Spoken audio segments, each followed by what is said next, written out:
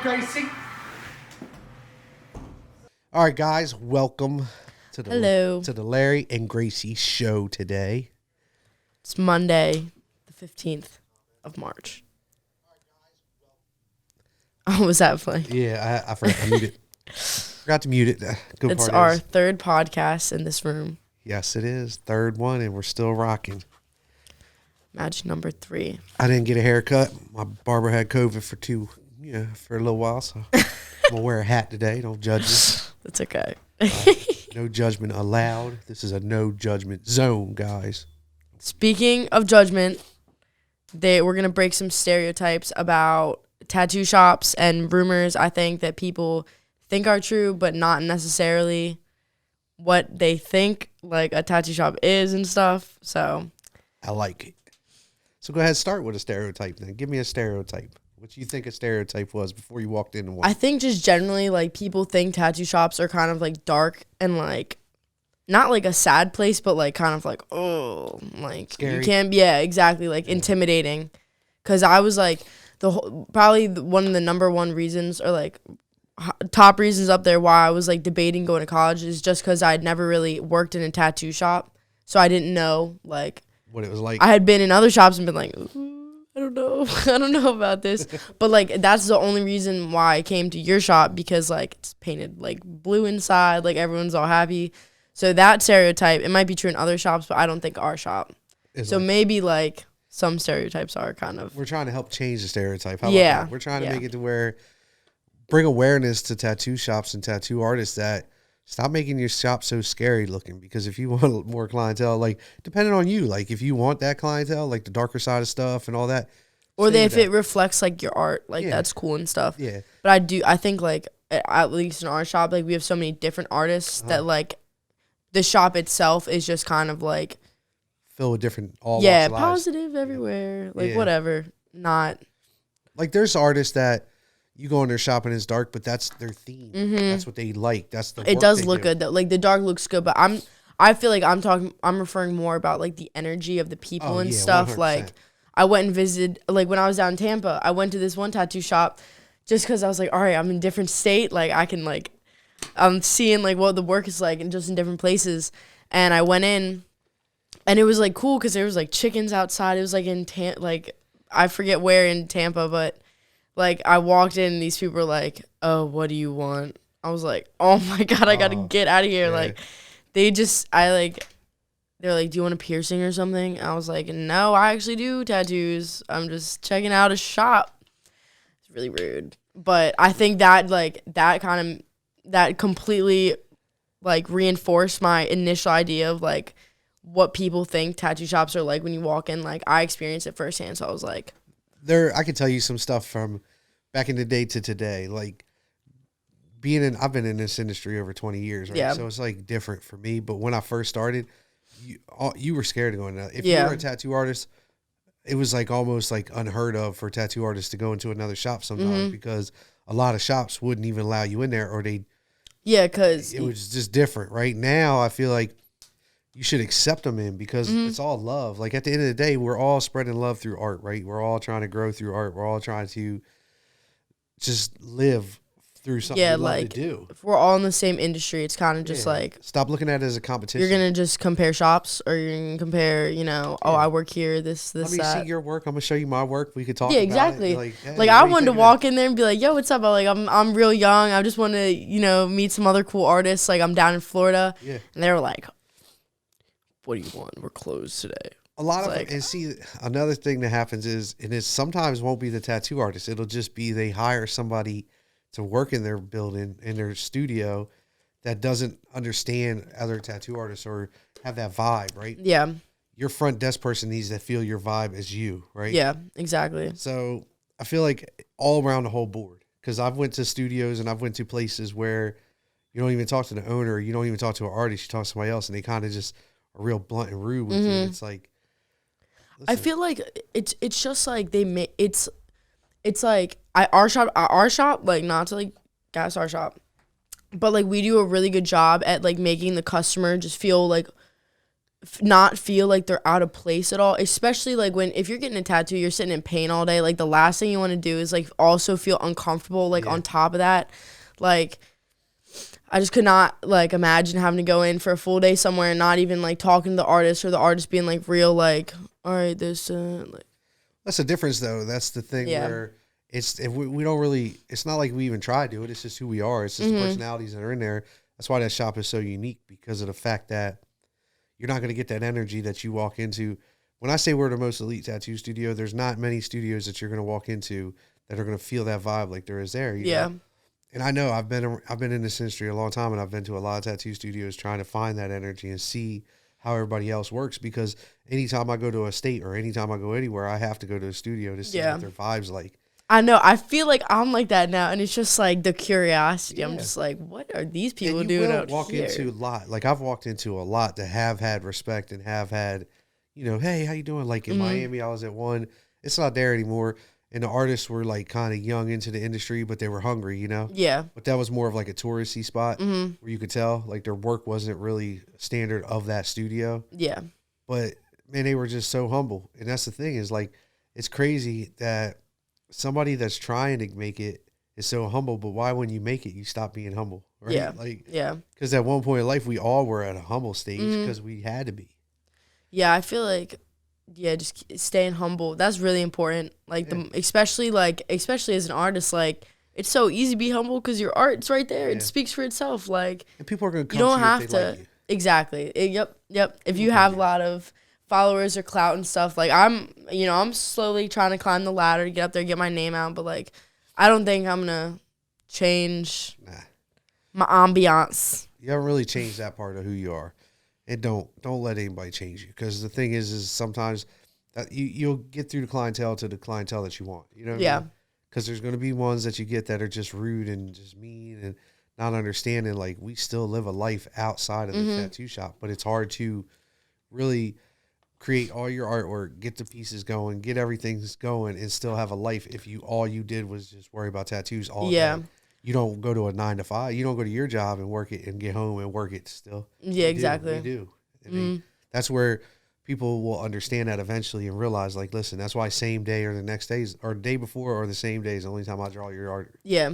It's kind of like when I explain to people with like booking and stuff, like, you got to understand, like, when you come and book with me, like, you're booking me for the full day. So I'm going to try to not, like, be on my phone or stopping, like, to answer messages or other questions and stuff. And I try to not do consults when I have, like, the middle of a full day, unless it works out and they need a break or something. But, like, just not being on my phone and stuff. But then the problem is, like, you get off work and it's, like, you got all these people that you kind of need to attend to. So it's, like, your day really does not end.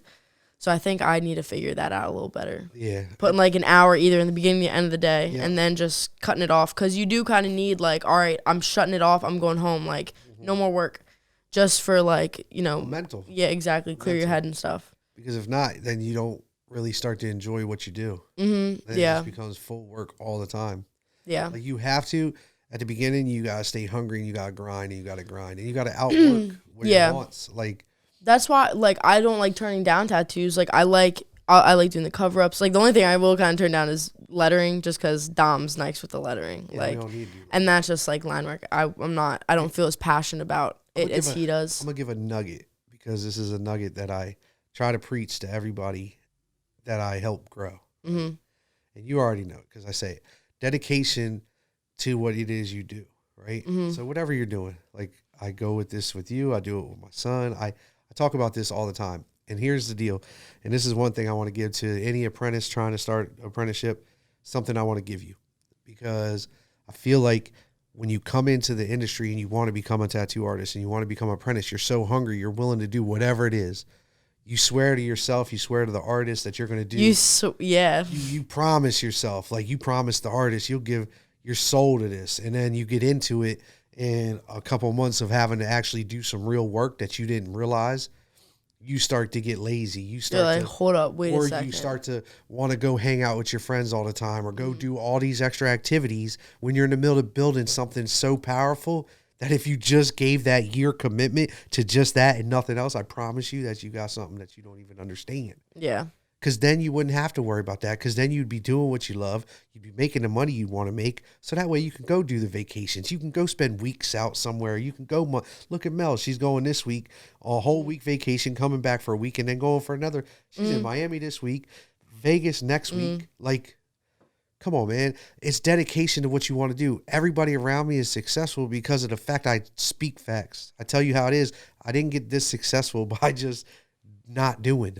Got this successful because I became so over obsessed with what I wanted to do that people started calling me crazy. Yeah. I was like, how is he doing this? You know why? Because I put the work in nobody else wanted to. Yeah. That's all it takes. It's just putting in work. But the problem is, if you get into this and you don't do that, you're not going to be successful. It's going to be frustrating. And that doesn't go for Tattoo Apprentice. That goes for anybody trying to start a business, trying to do any trade. Yeah, exactly. Anything. And it's like, looking back, bro, I could not draw a face. I was ass at drawing like faces. And even there's like, I want to eventually not be able to use a stencil and just be able to be one of those people that can just start tattooing. Like, trust me, I got it. But like, that's one of those things that, you know, if I want to be able to do that, I gotta start back pencil to paper, start drawing some faces. You gotta go back. No See, stencil. you already know. That's the thing. Yeah. Is, since you already know what you got to do, you shouldn't have to be told what to do, right? You should just do it because you already know what you got to do. Yeah. So if that's what you want to do, then you just do it. If you're not ready yet to do that, then don't. Yeah. At the end of the day, it's your pace. It's your pace. So when I wanted to open my tattoo studio, I knew the pace I needed to be at. I needed to be at that level of the mug that didn't have nothing and it was going to make something and show the world I can do what I wanted to do with just the mindset and the willingness. Because a lot of people don't have that. A lot of people don't have that. And I'm telling you, if you're like, my kids are a part of me, that should be in their blood. Like, it shouldn't even be the laziness that attends to some of my children. It's so crazy. Sorry, my son's behind that camera, guys. It's so crazy because it's like, man, I don't even understand it because I don't even have an ounce of that in me. Yeah. Like, I don't, right? And you should feel and feed off of me because you fed off of me the whole time. When it's like you're kind of like my dad, because when I'd be at home, I know it's like, all right, if even like I could talk myself out doing something, but then I'd be like, all right, my dad would probably want me to get this done. Like, he'd be disappointed. I'm the same way. It's kind of like if I'm at the shop or I'm doing something, it's like, look, you know, Larry would appreciate and be proud of you if you took the extra step. So that's why I just try to think of, like, it's like, even when I'm getting lazy on myself, I try to just remind myself that it. And the only time I'll ever yell is when I have to keep saying it or ask you and then you don't do it and then you say you did it or there's an excuse behind it, right? Yeah, you've never gotten mad when it was like the first time of things. Yeah, you're hands down one of the easiest apprentices, and that's not knocking Mel, Dom, or any other apprentice I had. The reason why was because Dom was like that too, though. But well, I had just come out of high school. Like, I came out in learning mode. Like, I came out, if you tell me something, like, I'm correcting it. Like, in sports, I was probably not even trying to, like, boost myself, but I probably was the most coachable, like, player. Yeah. I wouldn't complain. You tell me to run a sprint, I'm running it, and I'm beating the person next to me. That's why the sky's the limit for you. And that's why, like, everybody at my shop, the sky's the limit for them, because their willingness to learn and understand and accept and adapt. Right? Where with what I'm working with Isaac right now is accept and adapt, because he never gave two craps about school, so he never cared about being in a learning situation. Mm-hmm. And even right now, you got a goal behind in front of you, and you're not jumping on the process. I know, I gotta. Like, I will. No, not you. My son. Isaac has a goal mind. Well, I know I've been a little stressed too lately. I feel like I could be improving, but I feel like sometimes I'll get too hyped up with myself. I'm like, all right. You're coming to work every day. You're doing that, right? Isaac will sit home for 2-3 days, not come to work, come into work late. He's been doing a lot of late stuff lately. That's why I told him, Dad, I was like, dude, you're pretty much walking your way out the door because you're forcing my hand to make me get somebody else to do your job because you're not doing it, right? It's a commitment. Mm-hmm. And I'll talk to everybody in real life about this because I don't care. Yeah. I don't hold a standard I hold the same standard to everybody. Yeah. My children to anybody else. That's why the people that don't work for me, right? They had a standard. They didn't want to live on that standard. Because I don't feel like what I'm trying to do with you is something that's going to make anything worse for you. I'm trying to make it to where you're so successful, you can look back like, thanks.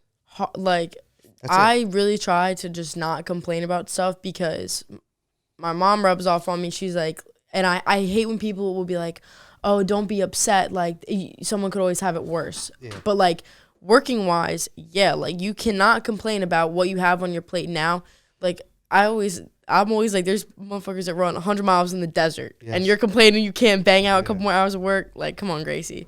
So it's just kind of like, and then, like, everything, all of a sudden, you're done. You have everything you need to get done. It wasn't even that bad. I'll give you the best example I can give you. When I started tattooing, I got thrown into a tattoo shop because none of the artists came to work, right? Mm-hmm. It was just when opiates were bad. So, like, the winter times, they would just fall off because it was kind of dead in there. Mm-hmm. So I got thrown into a tattoo shop, and I was working 12 to 10 every day. Mm-hmm. Isaac grew up in a bassinet in my tattoo room because I didn't have no choice, right? But I made it work.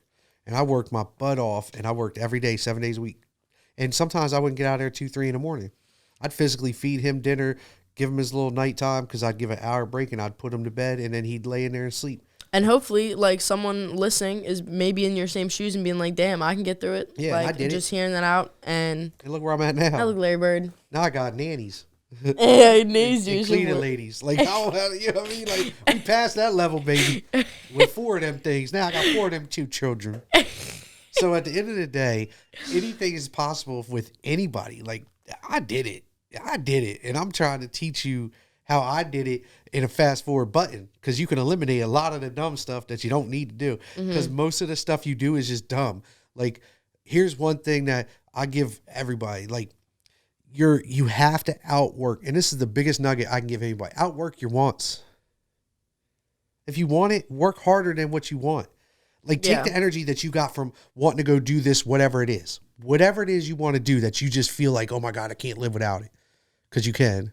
At the end of the day, you can. Stop being a fucking pansy. It is what it is. Like, shit. Yeah. I lived without a lot of stuff that I didn't get to do until later in my life because I couldn't afford it back then, or I knew I had to work instead of doing this because this was more important, because I'm trying to get to where I'm trying to get. And if I could fast forward this, like right now, when I started the tattoo supply company to where it's at now, buying companies, that's only been 6 months. Yeah. I fast forward a process that should take years. I should have it built up. In 10, 20 years from now, I'll be able to maybe buy a company or expand it. Now, I got millions of dollars ready to just buy companies and expand those companies and expand my company. Like, the hell? You know why? Because I know now. But I can't expand a company that doesn't want to know, doesn't want to work. Yeah. Like, I can't expand anybody. I can't expand nobody with me. I can't grow you with me if you're not willing to put in the work. And if I can't even rely on you, but there's no damn way I can work with you. Yeah. I can't. Because what am I going to do? Go to my guys and say, hey, Hillman, my bad. About that $2 million. Yeah. I was going to make 10 off of that, but I can't because this person it just slipped through my fingers. No, because this person didn't want to do the work. It wasn't on me. I'm sorry. No, I put everything on my back and handle that, right? Yeah. So at the same time, like, that's what other people need to do. Like, okay, understand you got something where if you just put in the effort and the work, and this is to my son, if you put in the effort and the work, next year, you could be driving a car better than mine. You could be living in a house better than mine. You could be living on a mountain if you wanted to. You could be doing whatever you want, but you don't even want to put the effort in, brother. That's for you. That's a straight shot. I ain't even going to who it is for you. I know you hear it, but you're not taking it in. You're not. How can you say you are? You can get on the camera and talk about this because I'd love to hear your perspective of this. Because you say, yes, I am. When? When you're sleeping in, you're not doing your schoolwork, and you're not committing? I asked him, and this is something.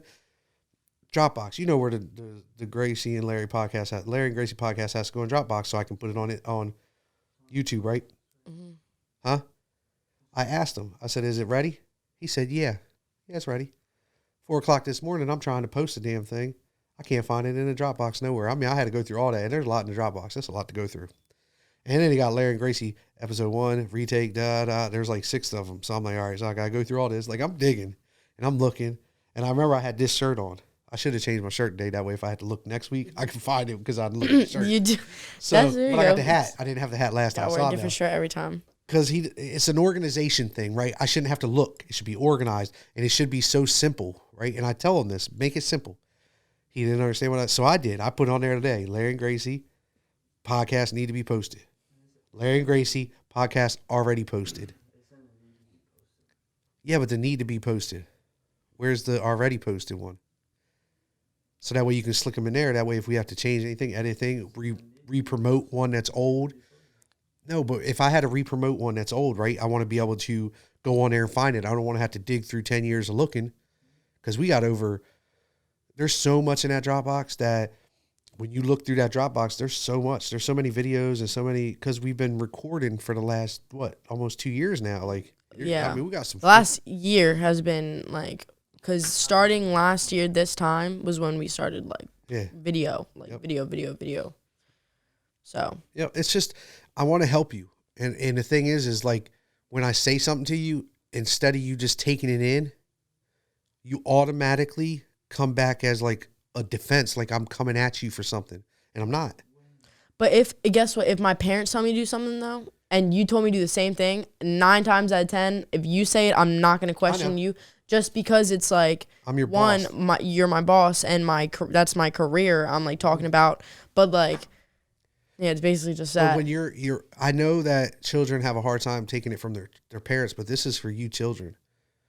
Y'all are fools if you don't listen to your parents that are successful. If you got a successful parent and they are telling you something. Lucky, you're so lucky. Stop coming back with just listen. If this is how I need to do it and you can't understand what that parent is saying to you, come back with a rebuttal, not an excuse. Come back and say, okay, show me how. And they show you how, because we know how. The problem is if I say something to you, or your parent says something to you and they tell it to you, they're expecting you to already have that common knowledge of what they're telling you to do. But if you don't have it, then come back and be like, okay, I just need you to explain this a little bit further so I can figure it out. Because if your parent's successful, trust me, they can get you to their level. They can get you to their level without even trying. The next step is on you, is to beat your parent, because we want you to be better than us. We want you to be more successful than us. We want you to have more than us. That's the whole goal in this shit. I ain't doing this for me. I don't give a damn.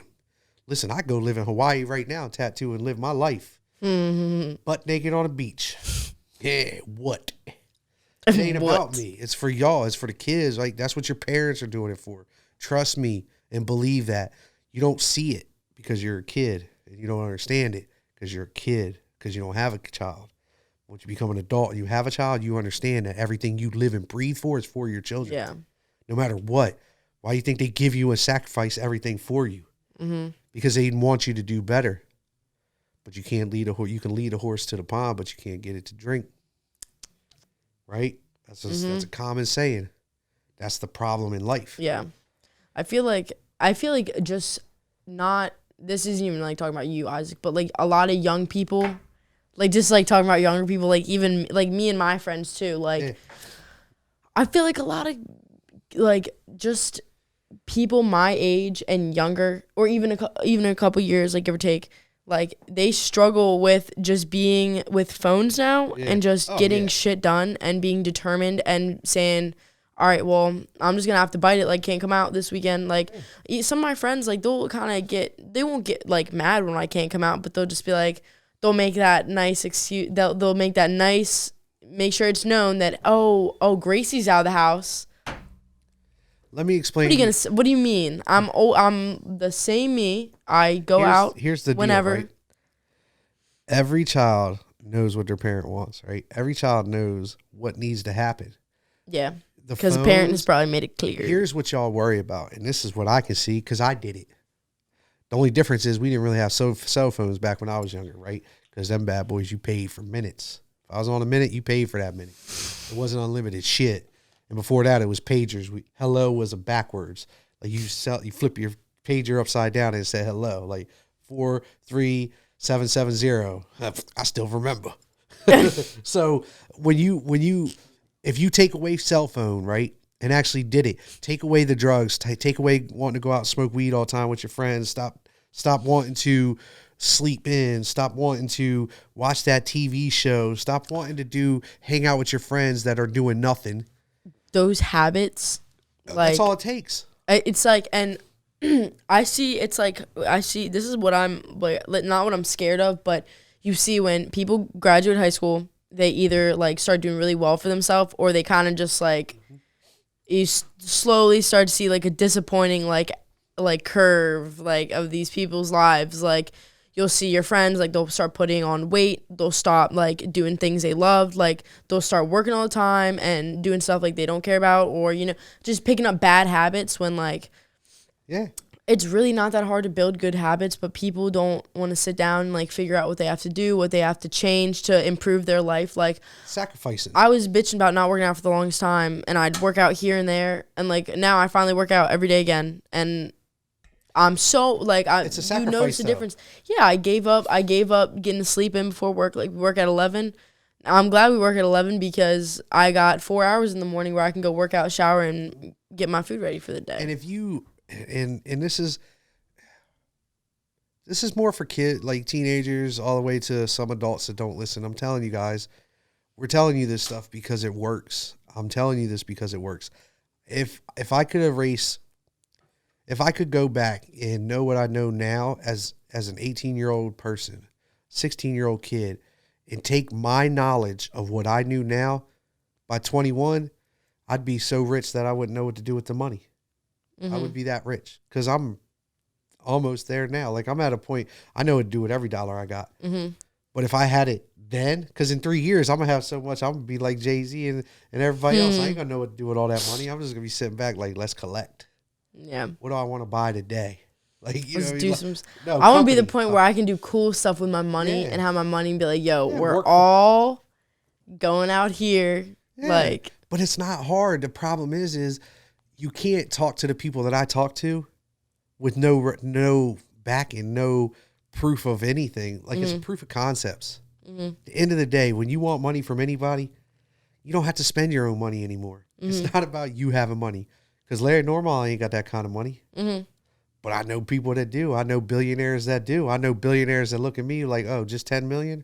Just 10 million. Like, what, motherfucker? That's a lot of damn money. Just like, what are you talking about? What the hell are you talking about? So at the end of the day, but they're not going to give me that money without a proof of concept of something that I showed and proved that I did, right? That's all this stuff's about. I'm not teaching this stuff because I'm saying you can do all this on your own. No, but you got to do it. You got to do the first sometimes on your own. You got to show that this stuff can be successful. You got to show whatever business that you're trying to make can work, and you put in the work. Because what they're going to say, this is the 3 things I've heard, and it's real. What are you going to do with the money? We want to make sure that you're not going to spend the money on things that it doesn't matter. Like it doesn't help grow this, right? Which isn't, because when they look at my accounts, they'll see every dollar I make, I put right back into my business. Then they're going to want to see, are you willing to put in work? When they don't see a consistent something of whatever it is, I don't care what you're doing, tattooing, building any kind of business, they're not going to say, what are you going to do with that? Like, what are you going to do with this? Where's this going? They're not going to say, they don't want to say that. They want to see, okay, I can see where he's going. I can see where she's going. I can see what they're doing. Oh, that makes sense. Okay. When they just can see it without having to hear it, you pretty much got to look at it like, let me put this on mute and just show them. Exactly. If you That's can't, what I meant when your work should speak for itself. If they can't, they don't want it. And then what you do after that is you give them a little proposal. Me being excessive that I am, I gave a 35-page proposal. And they were like, well, we need you to dumb this down a little bit. And I was like, all right. Because I had somebody else do it because I don't even know how to write a proposal. I don't even have a high school diploma. So at the end of the day, that doesn't matter. I say schooling matters 100%. I'm just saying for me, it didn't matter because I already knew what I was going to do with my life. And I still regret not graduating. Like that's probably my only regret I ever lived with. And I'm getting my diploma right after I'm finished what I'm doing. But I'll get that because that is the only regret I live with. Larry's grad party will be hosted at... it'll be lit. Banger. You'll think I graduated with my doctorate. He said, we got this GED, boy. Drinks on me. Yeah. Open bar, bitches. Get lit. Oh, no. So look at it like that. Look at like 3 concepts is, first one, outwork your wants. Second one, act like your life is on mute. And show them through your work and consistency in whatever it is you're doing. And then third, build a proposal together. And there ain't no way that you can't get the money you want because I know the people. Yeah. But I'm not gonna have you message me and be like, "Oh, Larry, can you hook me up?" No. I'm gonna go to your damn page and look at your shit. Or if I notice you and I'm watching you, because trust me, there's everybody out there that I want to watch right now. I'm watching. Anybody I see consistently doing something over and over again and promoting themselves and working their ass off, I'd pay attention to. It's the ones that's the only ones I'm paying attention to. But guess who's paying attention to me? People above me, making sure I'm putting in my work, making sure I'm consistently doing what I'm supposed to be doing, and making sure I'm moving forward. But guess what I'm not doing? I'm not putting out the videos that need to be putting out. Yeah. That's why I brought that back to podcast, because this right here shows that I'm working. I'm still working. I can't help some things. Yeah. But what I can do is control what I can do. I don't do the video and editing thing. That's not me, so I can't control that side of things. I'm sorry, guys. I'm sorry. I got a son that just isn't kicking it like he used to. We'll get back to that eventually. But what I can do is control this area, and that's what y'all got to do. Like in life is understand and accept, adapt, and roll. Just keep it moving. Your mic isn't as loud on my end.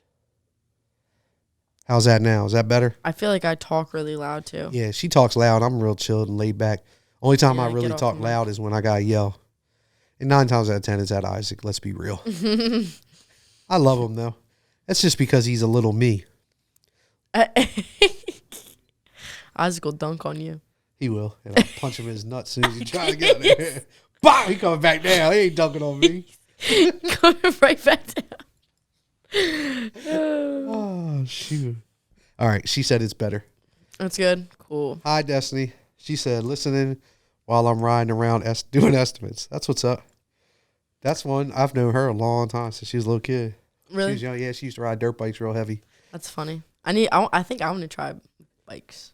Yeah. Isaac rode them for a long time, too. I need to be taught how to ride a bike.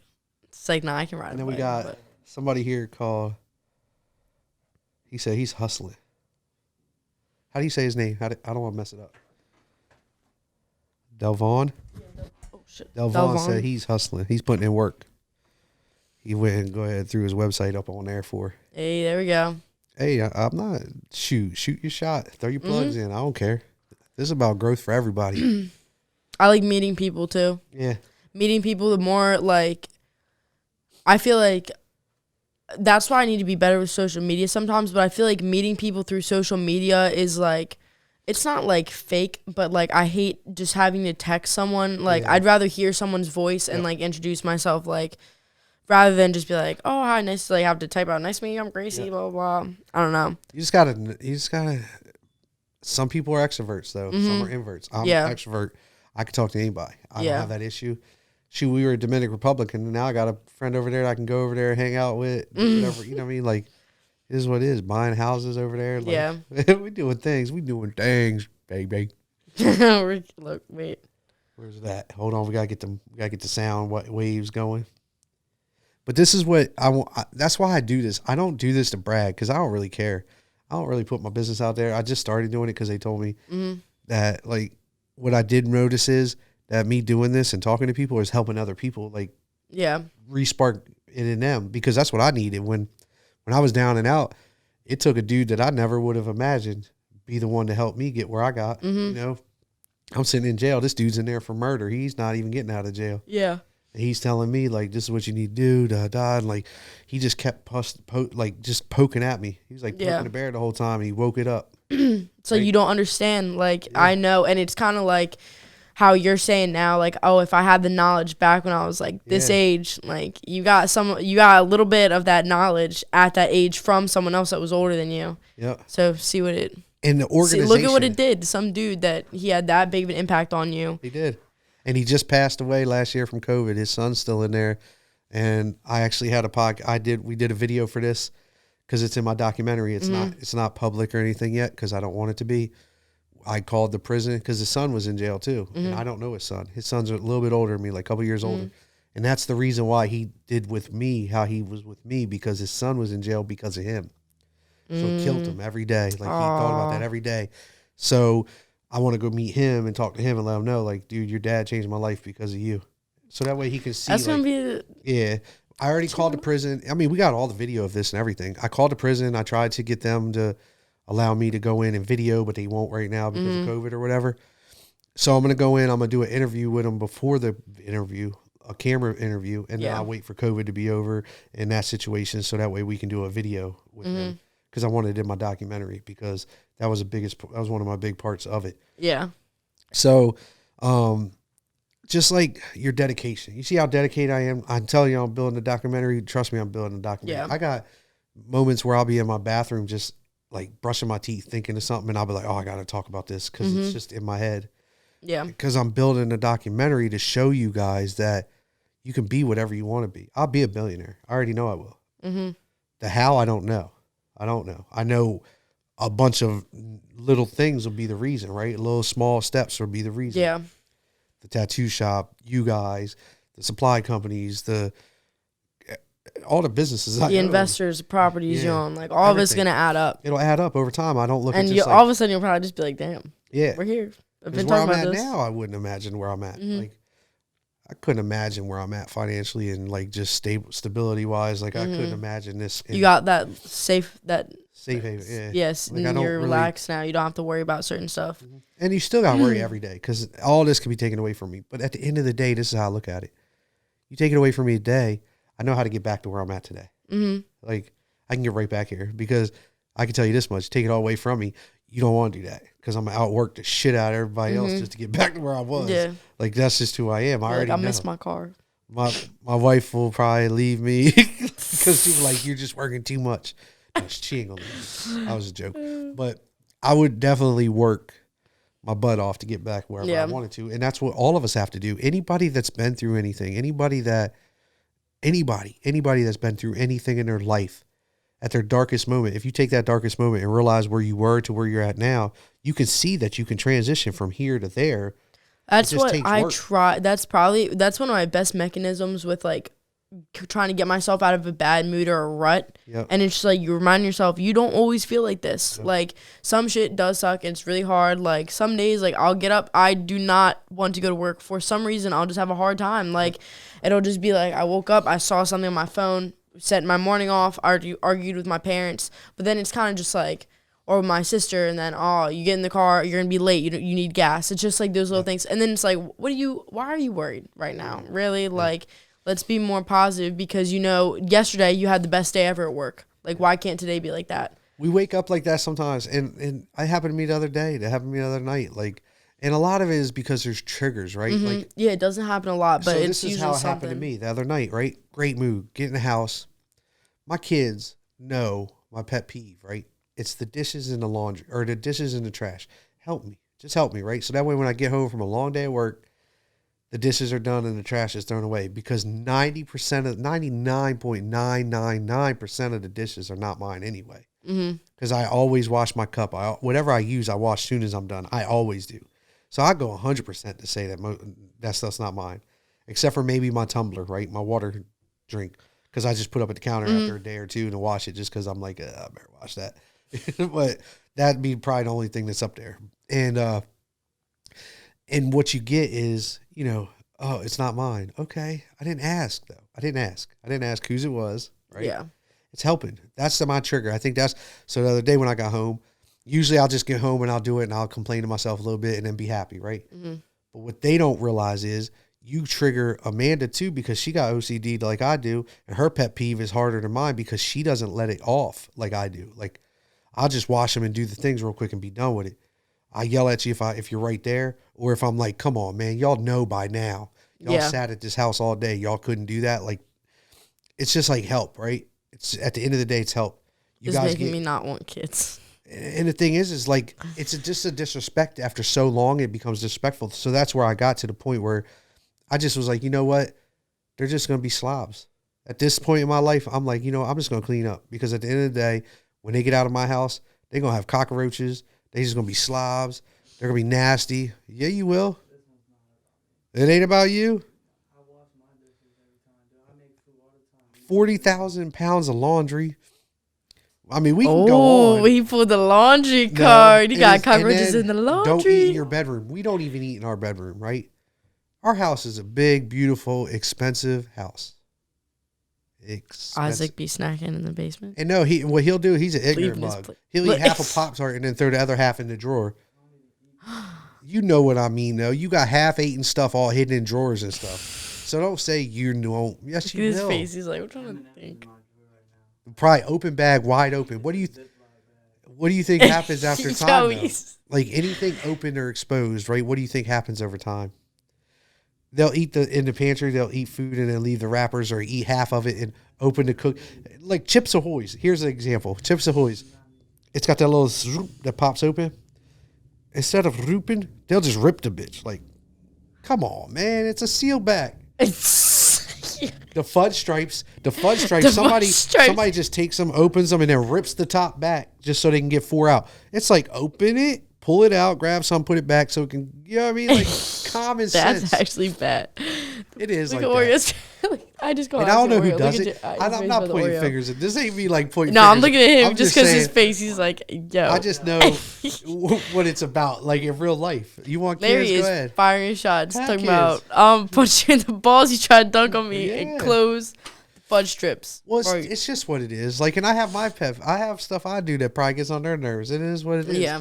But at the end of the day, just help. Just help. Mm-hmm. So that way it makes life better. Because pretty much we work all the time. And I'm trying to get real good at tattooing, figure out something so my parents can fucking stop working Because as much. if you took your organization, right, and did your helping in your home life, your outside life becomes really easy because you realize organization and helping people is 99% of success. Yeah, that's what do you do at your job? What do I do at my job? The 1% is work, because to me, this ain't work. For me to get up early and do what I got to do and grind and write and do everything I do is not work to me. The work is helping or not helping the organization, because that's where I make it's a little harder for me. So I try to make sure that I keep that tighter. There's a serious problem with just like laziness in general with so many people I talk to and meet. And I feel like I don't know if people were always like this or just like recently it just became a generational thing that people get lazier and lazier because like my parents, my friends' parents, they're workaholics, probably too much. And then like my generation, I feel like we don't work as much. Like it's because the parents have handed you everything. But not even that. It's people see other people are influenced by like other people. Oh yeah, like TikTok and Facebook. It's like and you're a Instagram. great role model, but you sit there and you tell people the honest truth of if you want to be successful, you got to do this. Yeah. And then there's the other people you got the influence that are like, if you buy in this way or you know do this, like you'll be join my group. This it's like people want everyone else to be followers. Yeah. Like you don't meet someone like you that wants to make other people be leaders. Yeah. Like at no point in my apprenticeship were you like, oh, you're going to work for me forever. Like, you've made it clear that I'm going to get really good, hopefully, and that hopefully one day I'll own my own shop. I'll do this. I'll get to travel. I'll get to meet people. Like, you don't hold people back. And people confuse work with, like, people have this negative notion of work. Why do you not want to work? Yep. You want to just be lazy? Like, working feels good. Yeah. When I have a nice long day at work and I get home, I feel accomplished. I come back, my room's clean. I've been good about that. It's so much and I'm happier all the time now. And people, it's like people tell themselves that the work will make them less happy. Like, you're lying. It won't. I watched this video. It was this Navy SEAL. I believe he was a general at this time. And he posted he said something. He said, make your bed in the morning, right? You're not going to come to my house ever. My bed's not made. It's not going to happen. Mm-hmm. Because first thing I do in the morning, and this was before I heard this video, and it makes sense. He said, first thing you do in the morning is make your bed. And the Navy SEALs, that's the first thing they had to do is make their bed. Mm-hmm. Obviously, they make it way tighter than I make mine, obviously, because I'm not that trained. But I make my bed. And the reason why I make my bed is facts. He said it. He said, no matter what happens throughout the day, you started and finished something as soon as you woke up. I started and finished something right from the door. So that way, throughout the day, even if I had a bad day and nothing went my way, I didn't get anything accomplished, I tried, but I came home and I could look at that bed and be like, I made my bed. I made my bed. I got up and made my bed.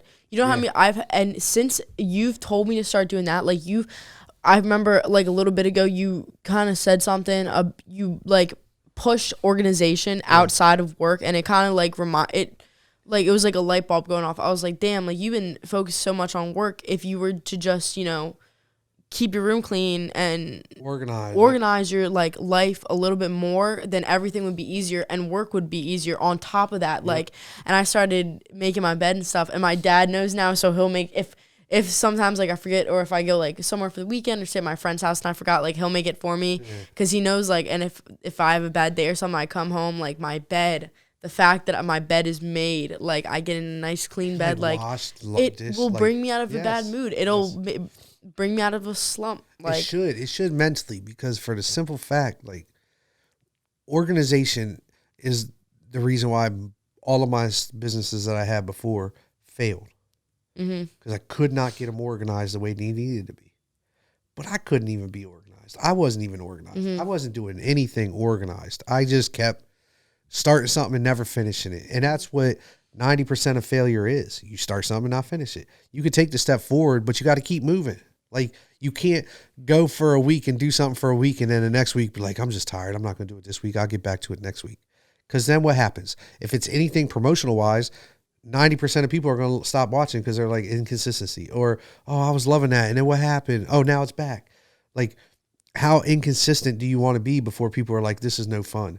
Like being a tattoo artist, jumping from tattoo shop to tattoo shop, how many clients do you think you're going to lose before you lose all your clients because they're tired of chasing you around? Yeah. You don't know how many people I have, like, come to me and they mention, I'm like, oh, where's all your other work from? And the first thing they tell me is it's something negative. Yeah. Like, man, I used to go this person, but they stopped answering me or whatever, this, that, like, and I know it is harder to balance. Like, the more, if you got, like, look at Steve Butcher, you think he answers every single person? Like, no way. But the clients he had originally, he seems like a good guy. Like, it seems like he would still attend to his old clients. And you do a good job at that. You're like, oh, I know them. Like, help them get in. Like, you have that, like, respect of the people that were trusting you to, do some art.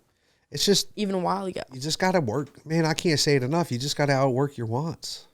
Like, I wanted that car. So, okay, now I got to put a little extra work in. Now I got to get up. And I actually got to do a little more work in the morning than I usually do, because I wanted to make sure that no matter what, I get new finances to pay for my new car. And that's what's happening. Now the money I'm getting for something else, I'm not spending my money.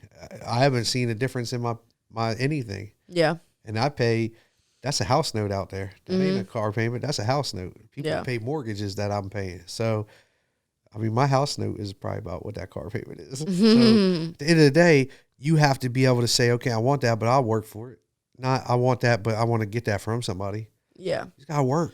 People, and also, like, I feel like, not that people chase, like the money and the fame, but people don't understand, like, if you want that nice car, that nice house, you probably need to make way more than what that costs, because to have that, those luxuries are luxuries, and when you have them, they should still be a luxury, and you don't need it. Like, if you get if you're one of those people and you're trying to build yourself up, like Larry now, he can buy stuff like that for him. For me, I did buy a nice car, but I bought that knowing it would help my credit and, have something in my name. Struggle with it. But I don't struggle with it. Exactly. Like, that's like a payment I pay in the beginning of the month and I forget about it. Yep. I'm like, oh, that's where that went. I forgot I paid my car however long ago. And the nuggets I keep throwing at y'all is work, man. Like, stop having to get told what to do. Nobody was there for me to tell me to keep going. Nobody was there for me to say, you're fucking up. You're not doing this. You're not doing that. I had to learn it all by myself through messing up, from losing 2 tattoo studios to investing in multiple businesses to investing in developments, to investing in this and that. And on top of that, just having to deal with different people throughout your life, like, just that's hard on its own. Just getting to get through other people that you believe in, that are willing to work with you. The work has to come, because they're not going to work harder than the leader. It's not going to happen. Yeah. You can't expect somebody to outwork you, because they're going to be like, why am I going to build this up if you don't even want to build this up? Right. And I don't even want to build up Artistic Editions for me. I want to build it up for y'all, for the next wave of people that'll come after you guys. Because eventually you guys probably go get your own studios if you don't stay with me for a long, long time. What it is, right? The next wave will come. I want to make sure that whoever comes in Artistic Editions is well taken care of. That the studio will make sure that this house is your protection. This house is your advertisement. This house makes sure that you get your clientele. We build you up to become successful. Yeah. That's just all it's about for me. And that's why I do that. Right. But when you see how hard I work and you see the dedication that I'm putting in, it should make you want to do that too. Right. So yeah, find somebody, find a group, find a company, find a person, find a mentor. Like I have mentors. I have Les Brown. I have John Tallarico. I have Hillman. I have people that I look up to. David. I have people that I look up to I'll look up to forever that are going to help me grow. Yeah. Right? Because anytime I need to talk to somebody about anything, finances, anything going on in my life, I know who I can reach out to. No matter how old you are, you should still always not idolize someone, but just respect that person. Respect other people and just look at other people, because there's always something you don't know. Yep. There's always something you're probably not doing that you could be doing. Like, no matter who it is, even if you don't like the person, like, there's always something positive to pick out of people. And like, that's why I think you're really successful, because the fact that you're just so open, like, you're not afraid to reach out and you're not afraid to get like, shut down. We're not interested. Like, get out of here. Like, stuff like that. You need it. But here's the issue I fight with is, and I'm about to just stop messaging. I'm going to have somebody start handling all my Facebook messengers, is because one thing I'm starting to get now is a lot of like people, oh, I need money for this. I need money for that. It's just annoying. It's annoying at some point, because it's like, dang, man, you can't just come to me. Like, I talked to a billionaire that I've never asked for $1. You know what I asked for him? Advice. I don't want his money. I need his advice. I need to know how the hell you made it. Like, let me show you where I'm at. Let me show you my finances. Let me go through all of my bank accounts. Look at every stock I have. Look at all my investments, and you tell me where I can grow more. Yeah, what I want your money. I don't need your money. I don't want that. That's not what a mentor isn't about giving you money. A mentor should be about, let me show you how. Let me show you where you're lacking. Let me show you how to turn that 10,000 into 20,000. Let me show you how to turn that 500 into 100. Yeah. Like, it's so simple, because it's easier than, I took $500 and turned it into millions. Yeah. I took 500 and turned it into millions. If I can take 500 and turn it into millions, you can too. Yeah. Right? It's that simple. But it's mentors. It's people, and you got to just really listen to that. You really have to 100% listen to somebody and take it as advice. Stop trying to want money from them. And the good thing is, like, no matter what you're doing, there's probably always someone higher up than you. There's like, somebody way always higher. Someone higher up that you could turn to for advice. Like, no one can say, I'm sitting here stuck.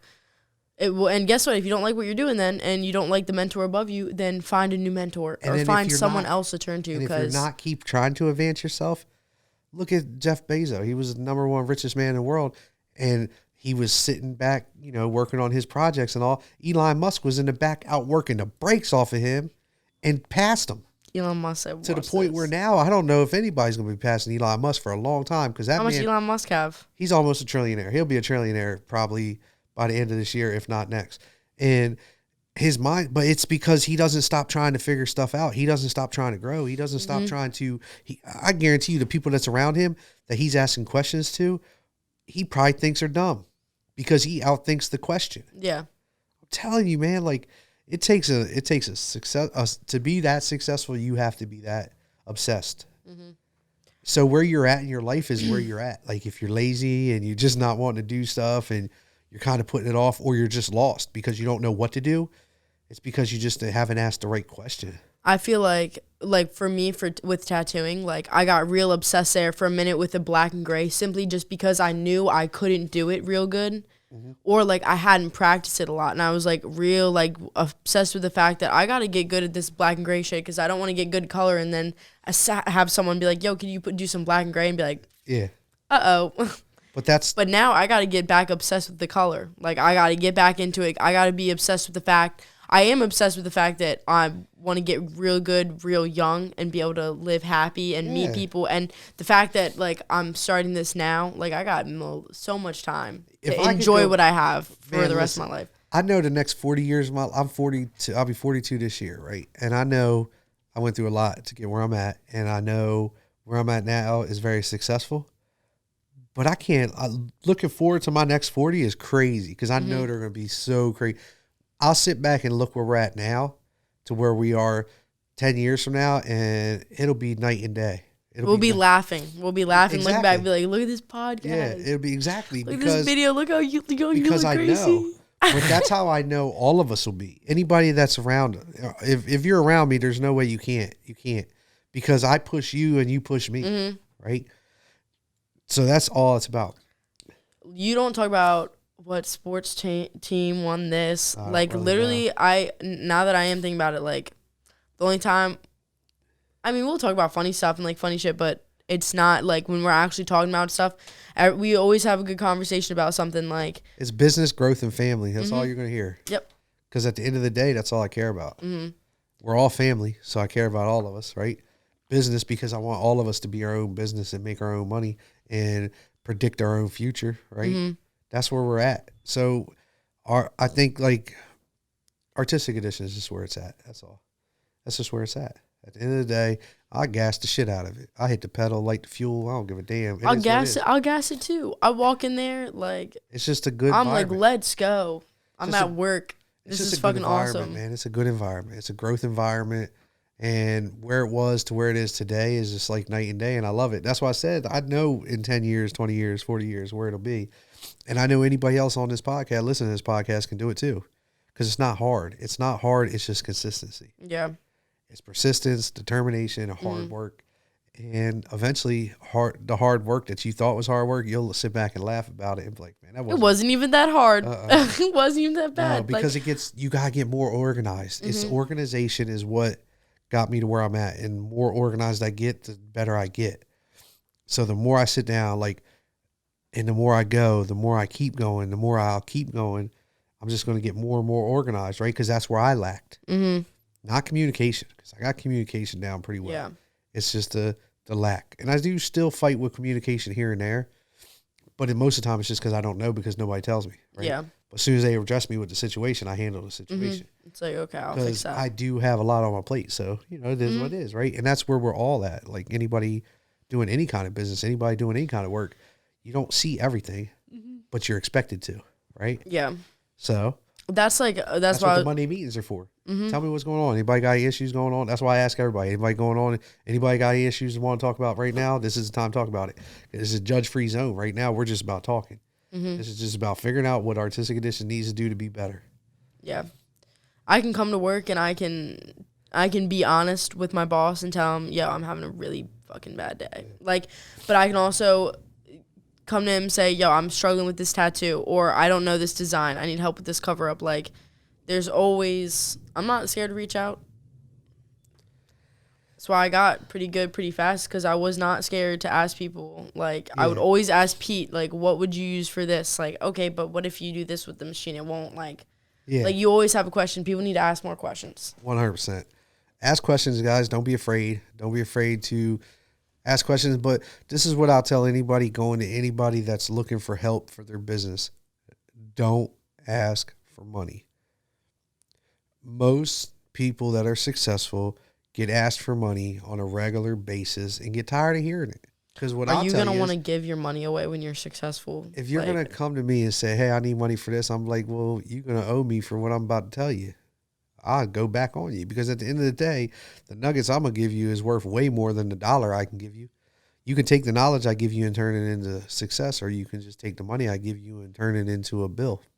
Because 9 times you want a fish or a fishing rod? Yeah, like, literally. That's like, do you want the money then, or do you want the advice to get the money in the next 5 years and have 10 times more than you thought? Because 9 times out of 10, even if you're ready to open up a business, if you don't even understand how to do it, don't understand it all the way, and live and breathe that industry, how the hell are you going to open it? Because you don't even know. You got to know the supplies you got to order. You got to know the cost of the stuff. You got to know your insurances. There's just so much that you have to know that you probably don't know. This is the reason why the business will not succeed. Yeah. And honestly, like, I know we talk a lot about money and business and stuff, and, like, those are important things. Yes. But, like, the reason we talk about those is because when you get those figured out and stuff and those straight, then you can actually enjoy what life is supposed to be about, like, seeing the world and your family and stuff. And it's like, now, like homeboy's a dad. He can take off whenever, see his kids whenever. He doesn't miss his son's like sports games and stuff. Like, I won't. and that's awesome. Like, that's how my dad is. Like, he Daughters made too, his she's business. softball. Hey, little. She had her practice. She had her tryouts yesterday. I was there. Then we went shopping. Layers on the gate, like, let's go. Let's go. She did good. She caught all the balls. She ran fast. Like, she did good.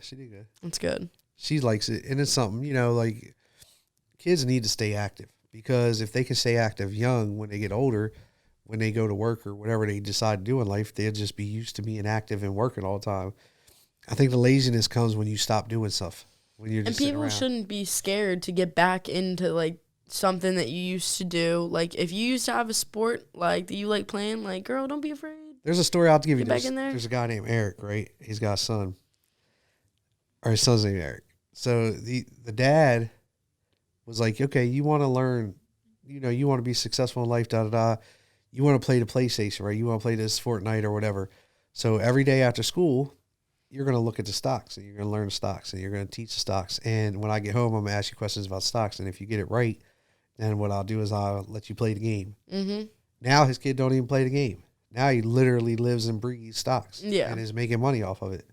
So it's just about a dedication and understanding. And he listened to his dad. Now I'm in Zoom meetings with them discussing business and discussing what we're going to do to trade today. Like, where are we going today?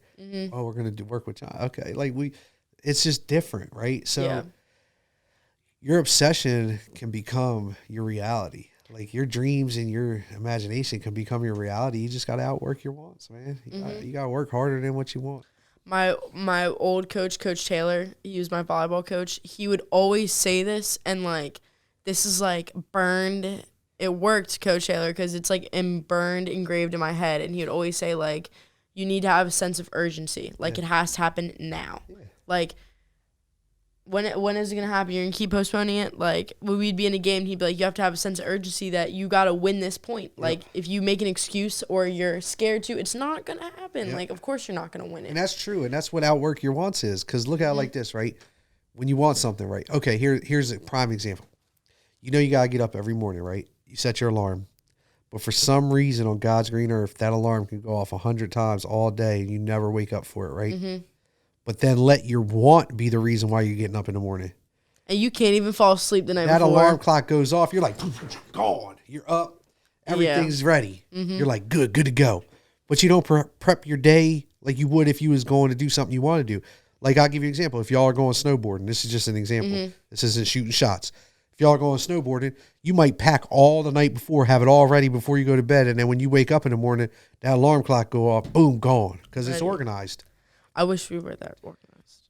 But that's what you should do with your work. Like, before you go to bed every night, like, I'll give you an example with Isaac, right?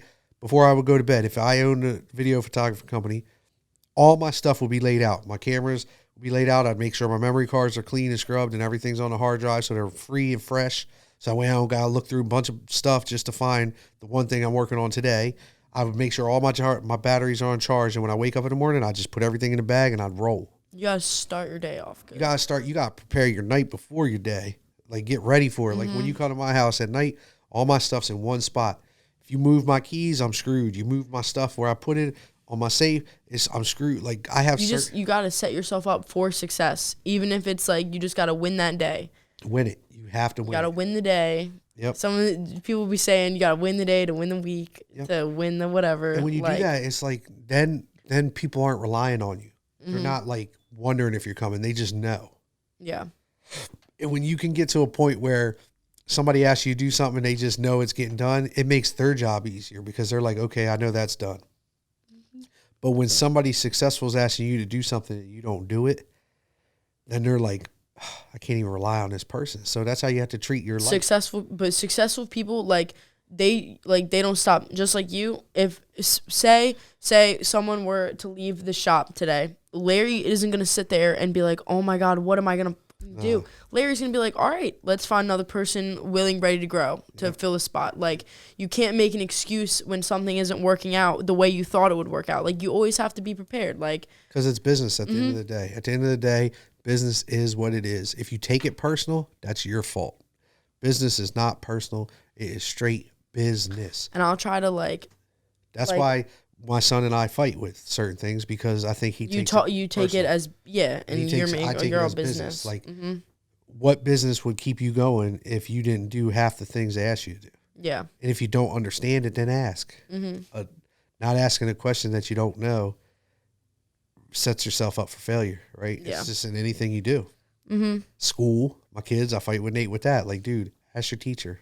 He's gotten a lot better with that. A lot better. If everyone, like, dude, high school, like, if all the kids would just ask fucking questions that they didn't know, everyone's grades would be so much better, and the teacher would probably be like, oh my God, like, all of my kids struggle with the same thing. Like, let me be a better teacher. Let me change what needs to be changed. But no one says anything, and then it's exactly like with Zoom calls. Like, I see my sister. My sister complains that she can't. I took Arabic for 4 years, and I had the nicest teacher.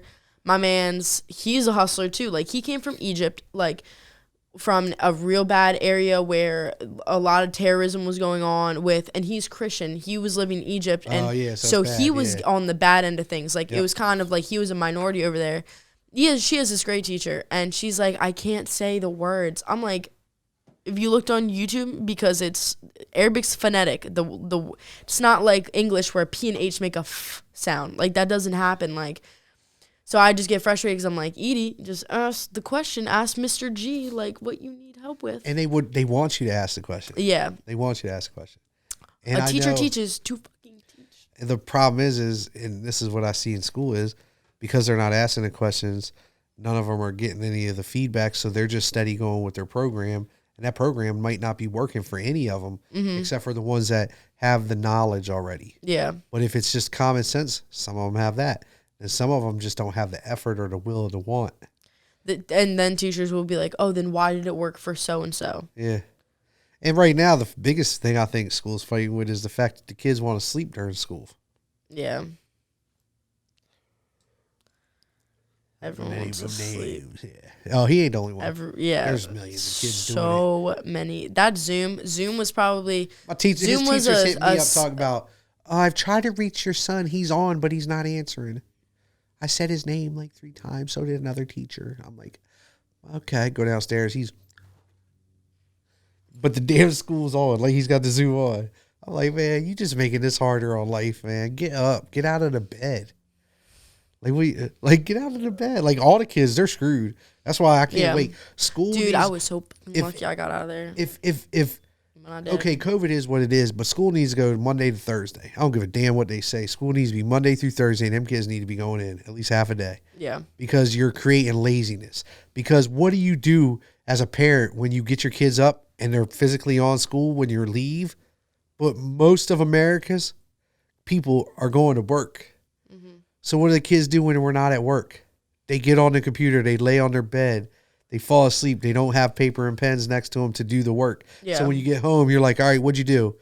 Oh, I did this. Oh, what do you got to do? Oh, I don't know. Like, that's 75% of America right now. Yeah. And that's scary to think about. What do we do as a parent? We reach out to the teacher and stuff, right? But at the same time, sometimes the teachers have so much work. Like, I feel bad for them teachers because they got so much work and they're trying to stay on top of it. But these teachers got 135 kids and parents email them all. Yeah, and message them and come back. That's like having 135 clients. Yeah, no, and in a quarter of your clients are no shows half the time, and kids they need don't be back in school. It's over. Like, this stuff is so overrated anymore. What they're gonna have is next year a bunch of kids that don't even need to be in the next grade. Most of these kids don't need to advance up next year. Yeah. But you're going to advance them up and then guess who's getting screwed? The kids and the teachers. At the end of the day, the kids and the teachers suffer because the teachers next year have to keep a certain number up or else now their stats aren't right? Yeah. Oh, you got too many people with S. Well, what do you expect when half of the year they don't understand anything? So I feel bad for the schools. I feel bad all the way around the board on this situation, but I think it's time now to let the reins go a little bit, trust the process, trust the teachers, trust the schools that they're going to clean like they're supposed to. Trust. At the end of the day, that's all we got left. You trust these restaurants to open up to feed the people. You trust. Yeah, you trust. You're hungry. You don't feel like cooking shit at home, so you want to go out to dinner. But then, my son can't go back into school. Girl, what? Like, but a teacher's more dedicated to work than a damn that person at that fast food restaurant that's getting paid minimum wage that didn't want that job. That's not a real job to them. It's a starter job. Teachers went 4 That's their years to career. college to teach your Yeah. kid. Like, So give them back their damn rights, man. Let them go back to school because these teachers are getting their ass whooped just as these students are. it's hard. Yeah, my kids are fighting. Audrey's like, Dad, I just want to go back to school. It's too hard. Like, she was like, I like this one teacher when I go in. She's mean. And I'm like, why you like her? She's strict. I was like, why you like her then? She's like, because I need that. I was like, all right then. I ain't gonna knock it. You know, because at the She end makes her get her stuff done. I had this one teacher, teacher, Miss Unruh, and she was like real, like, she wasn't even strict, but she was my advanced algebra 2 teacher, and she was like real by the books. Every day was the same thing. But like, dude, I had the best grade in that class. Yeah. I could teach advanced algebra 2 after taking that class if I wanted, because like she made us like stick to like a schedule and like turning stuff in. But then like I know if like she's older though, like you put a teacher like that on Zoom, she doesn't know what she's doing probably, or she's not gonna teach as well as she could if she was in a classroom, and then all the kids are sleeping on Zoom. And then it's horrible. It is what it is. But we'll get past school situation eventually. Isaac's done this year, so I don't have to worry about him next year. Well, pray to God he's done this year.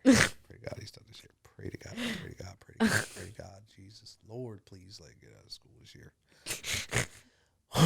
All right, so and then I got Nate. Nate. Spit image of Isaac. You know why? Because he idolizes Isaac. Mm-hmm. He idolizes Isaac, and I'm like, dude, you're idolizing the wrong person. Larry's like, I'm right here. You I'm definitely right don't here, need to be Nate. idolizing Isaac. You don't. Isaac has no. You need like a separate camera to like turn and just look at Isaac. Isaac's just sitting there like cheesing the whole time. He's bagging up because he knows it's true. Oh God. He wanted to listen. He just started doing them dishes too. Don't let him throw that shit in there like he's been doing it forever. 18 years later, and me yelling at him every day. He's like, I put it in the Ziploc. He know what he'll do is look. They're in the Ziploc in the drawer. There'll be three First dishes, time he uses Ziploc. There'll be like 3 dishes in the sink, right? And this mug will really wash his dirty dish over top of those dishes, and then put his up and not even clean the 3. And then I'll be like, "You couldn't just hit them real quick? They're not mine, bitch." Have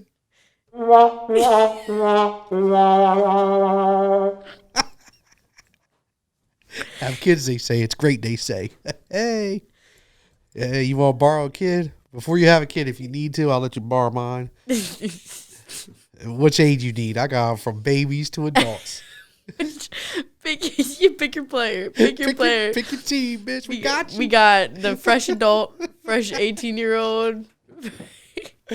We got Addie.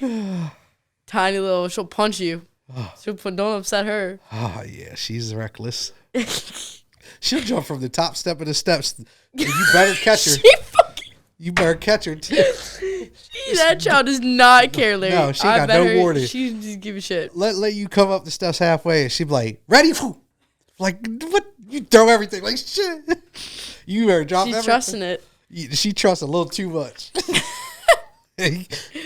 One day she gonna hit it. I'm like, I didn't even hear you. Bite it one day. I have my headphones in. I have my AirPods on. I'm in a meeting. Oh no. I can't be in a meeting around her. She yells at you. I was the other morning, Thursday morning. So Thursdays and Tuesdays. She's like a little mean Larry. 8 a.m. I have meetings well, I have one at 6 a.m. and I have one at 8 a.m. on Tuesday, and then one on 8 a.m. on Thursday. And they're business meetings. I'm in this meeting and I'm talking, and she is snapping because I try to get it before I try not to wake her up before this, but for some reason she decided to get up this early. So I'm in the meeting and she's like, Daddy, stop. Daddy, stop. And I mean, like, full on snapping. I was like, I'm in the laundry room at this point, hiding. Yeah. So I said, you want to borrow a kid? Let me know. We got you. You ain't ready? Listen, any teenager out there thinking y'all want to be a kid parent, wait. Live your life. Live your full life. 25s to 30, I would say, is around where I would even start thinking. And really, and I don't regret any of my kids. I love my kids to death. But you want to at least figure yourself out first. How old were you when? 25. Oh, okay. But 24 technically, but 25 when he was born. But this is what I say to that, and it's not me when I was 24 when he was born. But I don't say that to be ignorant. What I'm saying that because I'm not shooting shots at all, because it is what it is, right? Just some general advice. General advice is, if I was you, I'd wait till you're like 25, 30 so you can figure yourself out, figure out what makes you happy, where you're at, success-wise, relationship-wise, business-wise, work-wise, whatever.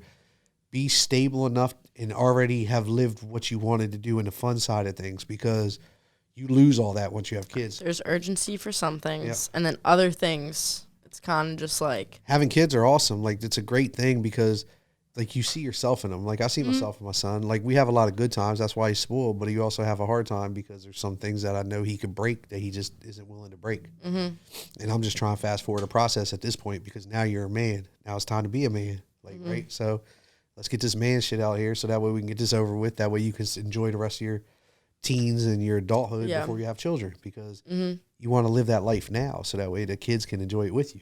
Yeah. So that's all that's about. But so wait, guys, stop being 16, 18, wanting to have kids. They cute. Dude, when I hear my friends, I cringe. I'm like, girl, what do you want a kid for right now? Like, you don't. What income are you talking about? And there's nothing wrong with it. Like, I'm not saying there's anything wrong with it. I'm just saying, I can see why people want to have kids. Like, I understand. Like, yeah, but you can't build your business or your career or your life as quickly and as successfully as you could without the child, because you have daycares. You have to get off at a certain time. Because if you're a good parent, that kid's gonna come first before that business you want to be made or whatever. If you want your boss in any business you own to notice you, is that work everybody in there without any complaints. Just work. Just put in the grind. I do see the girls like that do have kids. Shout out to the they are in there. People still hustling with the kids, because like we got Shelby does it. Like there's Shelby Braja. I forget Braja has kids all the time. And she's only 21. She got 2. Yeah, I forget Braja. Full on business growing, so it can happen. It's not that it can't happen, but I bet you any amount of money, Raja don't. I know she loves her babies to death and would kill for them babies. But I guarantee you, if you asked her, she probably would say the same thing. Wait, because imagine what she could have done without the kids, where she'd be already. Yeah. Right. And there's not knocking your children, because I know where I'd be if I didn't have Isaac at the beginning to where I'm at now. If I didn't have kids yet, say I didn't have kids 12 years ago, where I'd be right now is crazy. Yeah. They saved my life for a lot of reasons, though, because I was going through a lot of dark stages.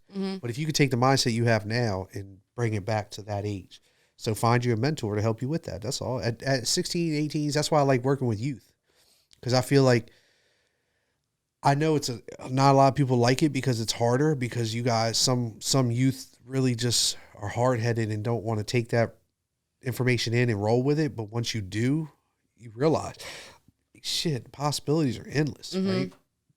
Young people have the ability to have like the hardest drive, but like they just kind of got to get pushed in the right direction. Like, and you can't be tired. Like you can be tired, right? You got to have time to yourself. But at that age, if I'm 42, there's a difference between tired and then just not, like, cause that being tired, like there's been days I work till 9 or 10 and I'm like, yo, I'm tired. Yep. But I could also say I'm tired after only doing one tattoo and be like, oh, I'm tired. Like, man. That is tired, though. If you work all day on one person and you're focusing and really zoned in on that tattoo, by the time you're done, you're wore out.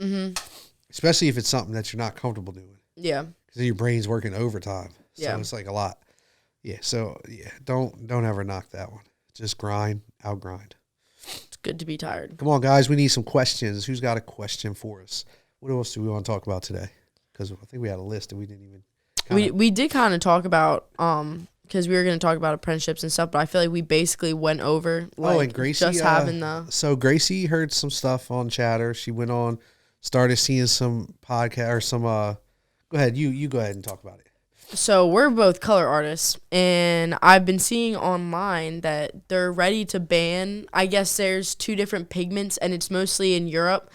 2 different pigments. It's like blue 7 and green 14 something. Yeah. I can't. And this isn't a fact. This is just what we've been seeing. But I see petitions all the time because they want to get rid of this ink. Like apparently, like they've already banned it in hair dye because I guess it's No, I think it does have something to do with like cancer in the long run or something with your health in the long run. And they think injecting it into you is like a lot worse too than just using it like on your hair. And we're not saying that it's all blues and greens. It's just one tone of a blue and one tone of a green. Well, they said it's in like 2/3 of ink. Okay. So we it have might to figure out, be. but there's still blues and greens that'll be there. We just have to figure out which ones they are. And that's what we're working on now. Yeah. So understand if you see something pop up like that, understand we are putting research in and trying to figure it out too, because at the end of the day, we want to make sure that our clients are safe for whatever we use. And we do use top of the line. We don't use any junk stuff. We use name companies that we know. But we will be seeing what the brands we buy from after all this plays out in Europe with this pigment. Like, we'll make sure. We'll see how it plays out in the U.S. because sometimes, like, I mean, our FDA isn't as regulated as other places. Like, we still have red 40 dye, which is like in Doritos and stuff. They don't have that in like England. Like, they're a little. Yeah, but there could be a good reason. Who knows? Yeah, exactly. You know, so might look out. But we'll let you know. We'll keep you intact because we are color artists and we love color and we live and breathe the tattoo industry. That's pretty much all we really talk about is business inside of the tattoo industry and growing in the tattoo industry. So yeah, she saw that and she's been talking about it. And it just caught me off guard. Like, and I keep seeing it now. Like, the more I'm on because my tattoo page, I follow like all tattoo artists and like just tattoo people. So now when I get on there and get on my feed, like when I'm in the mood to scroll, like sometimes I will just be like, yo, I don't have shit to do. Like, I want to get on my phone. But then I can get on my tattoo page and it's all like crazy tattoos. Yeah, I don't have that. I need to do that because I have like, that's why I don't like 95% of the time I'm on Facebook, I just post and I get off. I don't really look through Facebook. Even with my Instagram, I don't really go on there and look. I do get on TikTok. I'm never on my personal page anymore. Yeah. Like, I never am on my personal page. Like, and now my tattoo page, I'm always on my tattoo page. So it is really nice when I can, like, just get on there and I can save, like, when something inspires me or something, I'm saving it. This one girl I got to show you this one girl stuff. Good. Yeah. What's like, her name? Every time I think, so when I was, like, starting, like, the one thing that you would say is like, oh, I can like tell a story with something or I need to talk to you. This lady, she's kind of the same way. Like, she does color, but she likes taking, like, someone tells her like an emotion or something, or she just talks to them for a little bit, but she like turns it into like something crazy. I saw a guy make a tattoo out of emojis the other day. It was kind of cool. Really? Yeah, it was kind of funny. It was actually dope, though. His work was really clean. Because I get on TikTok. That's the only thing I really get on. But I don't even really get on that much. I get on it like an hour a day. I do waste some time on that, which I can eliminate. Yeah. But I'm also trying to keep up with trends and stuff to see what's next and what's going on. That's the tricky thing. Like, with TikTok, like I need to be good at TikTok. But then for me to, like, know the TikTok trends and all that, like, the funny stuff, what people like you got to be on TikTok for a little bit. But what happens is I see a lot of these creators fighting right now. And they need to just let that go. Like, stop looking at your comments. Just turn your comments off or something. Because what I always had nice comments on mine. Like, there was a couple people. We did that one clapback video for fun. That was just. That was more because I wanted to tattoo myself again. Oh, look here. So that was just fun though. But we gotta get away from the whole. Oh yeah, that's dope. Autumn Hudson. Shout out to Autumn Hudson.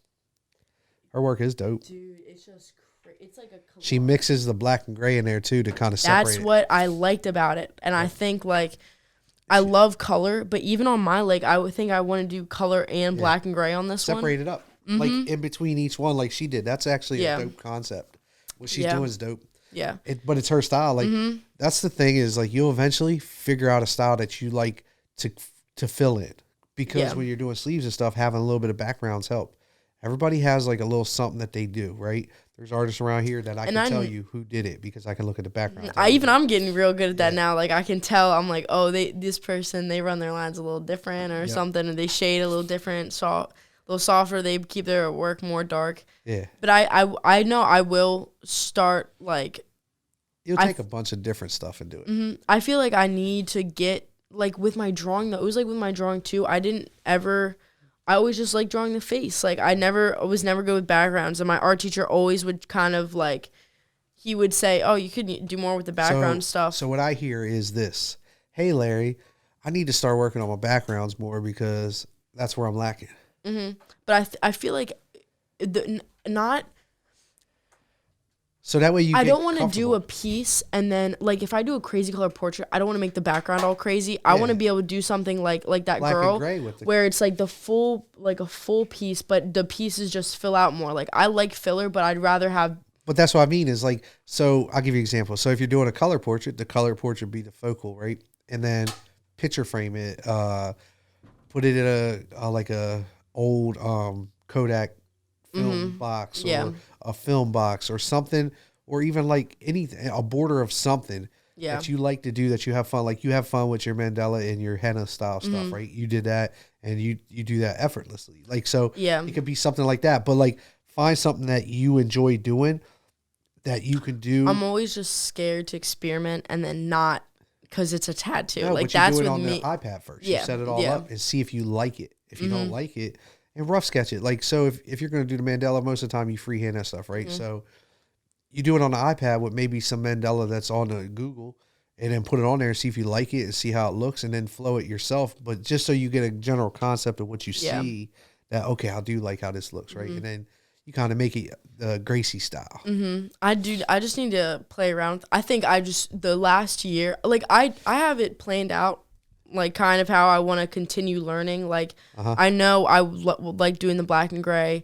I know I want to get better with my backgrounds, but like now I answered a couple people about color, so I'm gonna get some color portraits, pieces in, and I know the next time I do a color portrait, it's gonna turn out pretty good, I think, because from the last time, like if I could just go back, like I know, like literally what you're saying now, I know more about how to put ink in the skin the way I would want to like draw, like the same way I know I could draw and tattoo more, you know, because it's a learning lesson, right? You're not looking at it like, oh, I didn't do this right on this person. You're looking at it like, okay, I killed that piece, but I know I could have done better, right? Because we're never 100% satisfied with any of our work. I know I'm 100% sure that I'm never going to put something real ugly on someone and mess someone up just because how would I ever allow myself to do that? I know I wouldn't do that. I think like sometimes I struggle with taking clients when they want something and I am not on the same page, and I'll do it, and I'm not necessarily like it's not my style, but they love it. So like the client usually always likes it. But I know for me, I'm always like, And thank you, Kevin. Kevin said I did good in life. Thank you, Kevin. We're you're just a very easy learning person because you literally take in what you say and you implement it. Yeah. And you see something, you grow with it. And I feel like the next apprentice I take has a big shoe to fill, right? Because I'm not just going to take in anybody. That's why Liz, when like trying to get in, it's like, listen, man. Like, she knows you you told her art portfolio. That's all. You told me that, dude, and like. And if she comes back and she has something built for me to look at, then I'll be like, okay, you're serious, so let's move forward. But till that moment, right? So any apprentice out there in this world, this is for any of you guys. If you want to get into a tattoo shop and become a tattoo artist, right? Figure out what it is you love to do, and just do it. Do it every day, every day. Just spend hours and hours of time. What you'll find out you're going to end up out of depression. You're going to end up not sad. You're going to end up. People are going to be looking at what you're doing. Yeah. You're going to be inspired because you're going to see something. You're going to post something one day, like a before picture of this and all the way to where it's finished. And you're going to be like, people are like, oh my God. And you're going to see all these positive comments. You'll get some negatives because some people are just negative and they just tend to like, can't see somebody do better than them, so they want to just down them, which is who they are, so you can't judge them on it. Just let them be who they are. Just ignore them comments and look at the positive comments. And I'm going to tell you now, your joy will be there. You'll find happiness in the spots where you need it. And then you look back and you're going to sit back and be like, shit, remember when I did this? And now look at this. Like, holy shit, you did that. I can't wait to post on my 1 year of tattooing. Like my first portrait to my most recent portrait or a portrait on that day. And guys, just do it. Just do it. If you want to become an apprentice or you want to become a tattoo artist, just make sure before you go into that tattoo studio, you have built yourself a portfolio of art that shows that artist, that tattoo artist that you're trying to apprentice with, that you have a style that you love to do and you're very well at it. Not just a person that picks some stuff off of Google and just has a whole bunch of images of like random stuff that they think is cool for tattooing, but a passion for you, like portraits, traditional artists. Like we are looking for a traditional artist. Like there's media. Yeah. Oh my God. That is one thing we are looking for is a traditional artist. So if you're a traditional artist and you want to become a tattoo artist, hit me up. What were you about to say? I was just gonna say that there's like, there's the average of everything. There's always like, oh, you go into the gym. There's average people that half-ass work out and then they leave and they make no progress. Like that's literally in every job. There's always those people. That was me last year. Sorry. But like you can't, like, if you want to be a tattoo artist, like you got to know coming in that you could be one of those people if you like knowing up front, you didn't really care about the drawing part. Or the art part or the client, like you're going to end up being like, damn, this job isn't what I thought it was. And now I feel like, now you might get, stuck, go through some stuff. I don't know. You will. And no matter what happens, if you do come apprentice, just be ready for what's going to happen after you start tattooing, because your DMs and your social media will blow up with messages that's overwhelming. And you know that, like, they just get overwhelming. They get overwhelming and it takes a rhythm. It's awesome, though. We'll work on the rhythm on how to handle your messaging, because that is probably something I didn't do with you at the beginning that I should have taught you. Like, okay. But even like just, I don't mind figuring out myself, because I know once I've figured out, it's figured out. Like, and I'll probably never change it. So I'm not like, I'm glad you kind of didn't tell me how to book, because like the way I'm doing things now, I have my clients come in, but I don't feel like overwhelmed and stuff. Yeah. And, like, I'm at a good spot now that I didn't book out so far, that I can go through and I can kind of pick out my people that I know are going to help build my portfolio. And this, if anyone's listening, sometimes people do reach out to me for tattoos. And if it's not my style, like, it's not that I don't want to tattoo you. I said this last time, but, like, it's sometimes it's just not my style. Like, the art has to, it's like, I'm an artist. If I can't envision the art, how am I going to tattoo it on you forever? And it turned out real good. You need to go to someone who is on the same page as you. Because when I have a client, I'm like, all right, what are we doing? Like, we got to do some cool shit on you. Like, let's talk about, oh, what portrait you wanted, this, that. Like, yeah, and don't take it personal. And then anybody that has reached out, that any of the artists in my shop or Graycie or anybody hasn't reached out to you or reach back to you, just shoot another message, because most of the time we just get so overwhelmed with messages. I'm glad when people have sent me multiple, and then it'll refresh at the top, and then the one time I go on my phone, I'm like, thank God I saw this, because they're asking for something I'd love to do, and I didn't see it because it was way down, like when I first started my TikTok or something. This is what happens in a new tattoo artist, and even an old tattoo artist, even myself. We'll be in the middle of a tattoo, we'll stop for a second, like get some lunch or eat or drink or something, or go to the bathroom, right? And then we're so worried about getting back to you guys, we'll check our messages real quick. We'll see it, and we might respond or we might not, because we might have to go look at our schedule. We might have to see what it is you want to do. Or literally, as you're doing that, someone will walk up to you and say something, and it'll just distract you. Like, or your client, or it's like something pops in your head. You're like, oh, like I didn't do this. So it's like our messages, it is kind of hard. Yeah. That's why I respond to everybody at night. And then right before I go to bed, I respond to everybody. And then hopefully by the time I wake up that you guys have responded back, because you're only going to get messages from me certain times of the day. And that's usually if I'm sitting at the gym on the treadmill, I got some time. Like, just depends on where I'm at. But I don't really have a lot of time to get back to messages. And that's why, like, one designated area, like Graycies is Graycie Tattoos. Is it Graycie Tattoos? Graycie Tattoos at Gmail. Graycie Tattoos at Gmail. So if you need to get a hold of her, you do it that way. Or if you need to get a hold of us and you can't get a hold of us through our social media, our Artistic Editions, Facebook and Instagram, even the email is always responded, because somebody gets paid to just physically do that all day.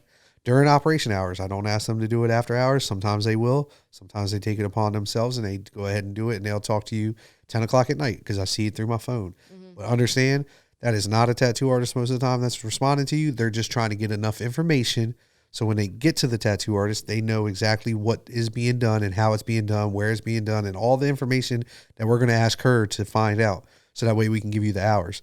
because we do try to stay. It's that organization that. Yeah, we try to keep that. So that's where I would say if you don't hear from us, shoot it that way, because Allison will 9 times out of 10 be the one to go ahead and answer all the questions. And don't give her a hard time. Just answer all the questions, because it's literally what we're going to ask you anyway.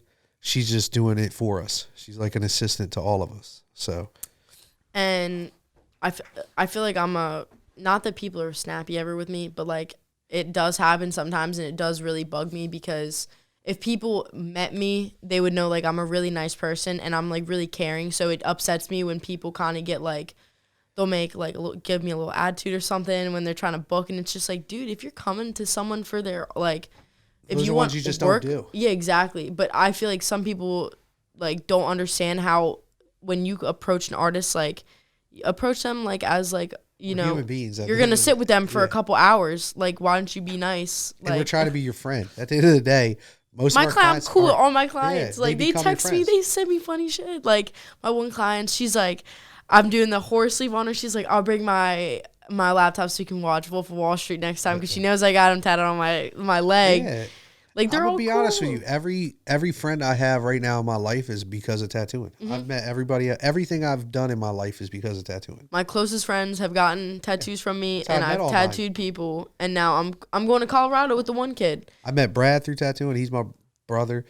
Pharrell, he's my brother through tattooing. Like everybody I know that I associate myself with, that I would 100% go to war with, those are ones that I've met because of tattooing. You know what I mean? And everything I have in my life is because of tattooing. So I live and breathe this. Yeah. So when I tattoo you, you understand. If I tattoo you, it's because I like you. Yeah. I don't tattoo you for the money. Larry doesn't come in and work all the time. Like, it's not like he takes walk-ins or this, that. Like, he makes time in his schedule to come in and tattoo you. So it's because I appreciate you. So appreciate me like I appreciate you, and we could just be friends. At the end of the day, we're friends. If I tattoo you, I'm your damn friend. Yeah. I might not talk to you every day, but what friends talk to everybody every day? Yeah. It's just what it is. So treat it as a friendship. Homie. Don't treat it as like a business, like, oh, you didn't get back to me right. Well, yeah, I'm sorry. I swear to God, I wish I did. I'm sorry I missed it, but you messaged me, and so did 100 other people, and yours is down at 99.9. And I'm sorry, I just didn't get down to that one, because after a while of scrolling on Instagram looking for that person, you just give up. Then it's even like with your old clients and then accepting new ones. Like I've had people that I've already tattooed multiple times. Yep.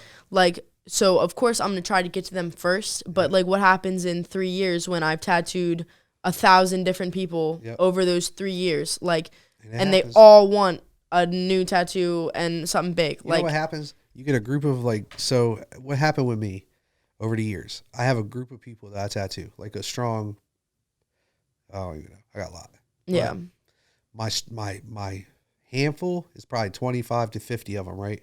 That I really will tattoo anytime. Like I'll take time out of my day to tattoo them. It's their kids. So after 20 years of tattooing, now guess what? I'm tattooing their damn kids. Yeah. Right. That's an adjustment, because it's like now I'm dealing with the younger kids again and scheduling and, you know, them learning who I am and what I like to do, you know, where the parents already know, you know, where the parents should have told them, like, this is what Larry likes, this is how he likes it, but they don't. And it's no problem. I bring in and come in, and now they figure out who I am and what I like to do and stuff. So after time, you don't really have to worry about it. If you dedicate your time to your real art, your real clientele, they're going to be there for the rest of your life because they love you just like you love them. I have my one guy that's getting his Native American leg sleeve, and he wants me to do the other leg. And I'm like, dude, don't get the other leg right away. You got to wait like 5 years. Nah, like, get that leg and then do that leg. No, yeah, finish the one leg I started, but he wants to do the other one. Wait 5 years? I'm not going to make him wait 5 years. That's dope. Yeah. I started mine and never finished them. Don't judge me. I know. I want to get my leg. You know damn well you wish your leg was done already. This one, shit my hurts, left one, yeah. You know, I remember when you was at in Mexico last couple weeks ago, you were like, oh, look at me now, my legs are all tattooed. You know damn well. I got tattooed. Shit, I wish my legs were sleeved. I wish. On the beach, got some tattoos on my calf. I wish I could take it like I used to. That's all. I get mad now when I get tattooed. I don't like nothing about it. I know. I try, like, that's why when Josh did my leg, I actually did sit fine. I was okay, but I think it was because, like, I was somewhere where I'm not really cool with all the people. So I was like, all right, just focus on the tattoo. And I was actually all right. But then when Pete was tattooing me, that shit hurt. That's because you're at home. It's because you're at home. Yeah. It's like me and my wife, right? When I first started tattooing my wife, we had just, like, we were dating already before I tattooed her. I didn't tattoo her until we started dating. But it was, like, still new love and fresh, right? So the tattooing her wasn't that bad. Now, shit's personal. Now you get to tattooing her, she's like, you're doing this on purpose. You know, because you're comfortable around that person. Yeah. So it does make sense. And that's probably what it was with me, because most of the tattoos I got were just random tattoos from other artists that work for me. Everybody, all y'all work with me. I love y'all to death. So when y'all tattoo me, I don't like you. Because I can't be like I want to be. I want to be hardcore, like, yeah, this shit ain't nothing. The whole time I'm like, stop. We're not doing the white today. Yeah, we're not doing the white today. Larry, I've been trying to touch up his two. Stop judging me. Stop throwing. We should do. Listen, the next video a podcast. We should do half podcast in here and then record the other half while I touch you up. I can't. My schedule's booked for like the next 6 years, so we'll have to figure out. Yeah, see, this is what he does. I said, "Oh, great! Me and Larry weren't working one day." I was like, "Oh, awesome! I could touch up your leg today." Larry is busy. This man did not do anything all day, and then I realized at the end of the day, I was like, I probably could have done his leg, and he was lying. My all-day schedule rescheduled. Yeah, they rescheduled. He was like, "Nah, I got someone coming in." I said, I'm booked all day. He lied. I hid half the day. I was on the computer in the back. You didn't notice though, so it don't matter. She's shooting shots right now. She's throwing shade. She's throwing shade my way. So I think we're good. We're gonna go to the gym after this. What are you doing after this? I'm buying. I need to go to Dover Gym to get pre-workout, but then I was gonna go work out. What are you getting? I want their pre-workout. They have little baby scoops. Of what? His pre-workout. Oh, their own. Oh, it's just I didn't know he had something. I don't think it's his brand. I can start going back there now though. It's not cold. It's not as bad, yeah. I like that gym. That's my favorite gym because they have everything I love. It's just in the wintertime, man. I don't like it cold. Yeah. I don't like being cold working out. I don't like it. Yeah, it's. I like the summertime. Like, so I heard a lot of people. You hear people complain about it not turning the air conditioner on. I don't care if it's hot working out because I sweat. Yeah, like you're. And I get my gallon of water out of the way. Mm-hmm. Usually, if I work out there, I drink a gallon of water. Yeah. But if you go somewhere else, like you don't drink much because it's cool in there. So I do like the summer. I just don't like the winter. So I always, every winter I never go, and then all summer I go. Mm-hmm. But I did talk to his wifey the other day when she stopped at the shop. She said, I'm talking him into turning the heat on in the winter.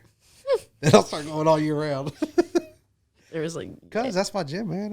It is my favorite gym. It's like, you know, they're cool in there. Everyone in there is like no one in there bullshits and stuff. I feel like some kids will be like, not just that. It's like a family atmosphere. You know, when you go in there, it's like at my shop where everybody in there just knows everybody. Yeah, they're all cool. Yeah, but I like when you go in there because they're all like pushing heavy weight, like they're focused. Like you see the bodybuilders. You can jump in with people, like anybody, but like, yeah, you want to jump in, jump in. Mm-hmm. I ain't working out with life in them. That motherfucker lifts houses and shit. He be trying to curl 315. Bitch, I can't even bench that right now. He's trying to curl it. Not trying. He was the other day. He tried to bend the damn bar, doing all that. I haven't worked out really. To be honest with you, I haven't really worked out in like a year, like hardcore workout. Mm-hmm. Like these workouts I've done, like that last one I did with you, that was the closest to a workout I would say. It was, when I go there, I work out though. Yeah, like, I get it in, and I just need to get back to that. I need to get back on the Stairmaster. He has that thing. I'll bang out like 30 minutes on that thing every day. Even serious. I'll get actually cut down. Have you done the Jacob's Ladder yet? Yeah, I know the Jacob's Ladder. You climb on it. Ugh. Oh yeah, that's rough. That's hard. I should do that one. That's harder than the stair climber. Listen, I held a plank for like 6.5 minutes because I just shit and pissed myself.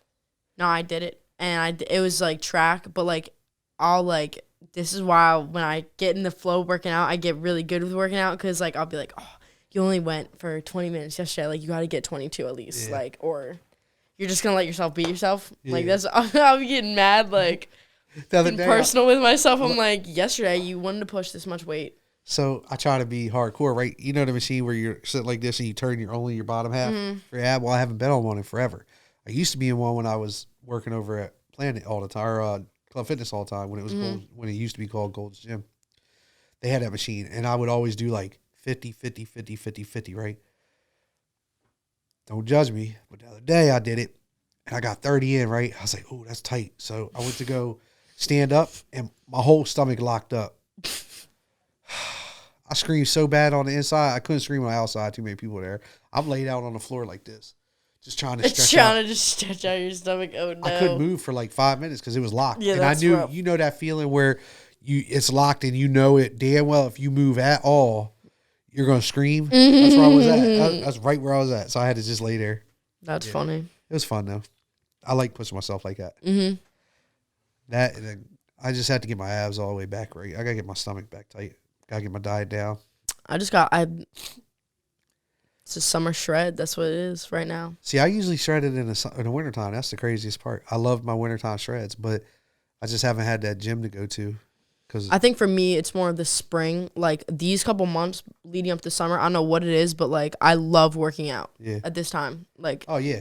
I love it. I could work out for 2 hours. Right now, my favorite thing would be to do, and I just got to find a spot, because I used to go to Dell State and hit the 100-yard dash. Yeah, I was talking to Liv the other day. I want to do sprints, yeah. But doing it on a football field is nice because it's soft. It's not, like, rough on your feet. And your joints and stuff, yeah. So, Dell State, we used to go there all the time, and that's where I lost all my weight. Was I would go there. Ozzy used to come. I would do 100-yard sprints, 10-second break, run again. At first, I did a 100-yard dash, stopped for about a minute because I was out of shape. But I got down to 10-second breaks, 100 yards, and do 13 of them. And then we run the track. So you walk the straight, run the curve, walk the straight, run the curve. We did that. And then we did the bleachers, go up and down the bleachers and stuff. But Dell State's gotten kind of tight with letting people on there now because they redid the whole, did the whole turf and all. So I don't know where to go. And Cesar Rodney, you're not allowed on their field anymore. Which is really annoying because they have this nice new facility and, like, you won't let the kids use it. But I think it's because of their warranty or something on it. Like, the field, the people who put it in, they'll fix it if something happens. But if they know other people are allowed on it, like, just unsupervised, people need to start respecting stuff, man. Like, if you're allowed on that field, respect it. Like, I don't wear cleats on the field. Sometimes I wouldn't even wear the shoes because it's not bad turf. You can just run on barefoot. Yeah. But I would never wear something to tear it up. I would just just run. That was all I would do. Halftime lay on the ground because I was hurt, but I just need somewhere to go. We could try Cesar Figure it out. We could try Cesar Rodney, see if they're allowing us back on. I don't know if they will. Plus, you can't do it when they're in school. We could always do the field hockey field. You just climb over the thing. The kids play soccer on that thing all the time, and it's the Bermuda grass. It's not turf, it's Bermuda. So it's actually nice to run on. Is it 100 yards? Yeah, it's the girls' lacrosse field. Yeah, I just need 100 yards because I just need it. I'm pretty sure it's 100 yards. I need to physically see it. I need to see the end. I need to see that white line I'm passing. Yeah. It gives me hope. You're like almost there. Yeah, makes me feel good. All right, I think we're good for today. I want to go to the gym. All right, guys. We're going to get off here. I'm going to go get poked later. My acupuncture. Yeah, you might want to let people know what you meant by that. You know, there's some perverts in the world. She's going to the chiropractor, okay? That's what she meant by that. Oh, no. All right, guys. Love you guys. It was good seeing you. See you next time. And this podcast will be aired next Monday at 4 a.m. Love you guys. See ya.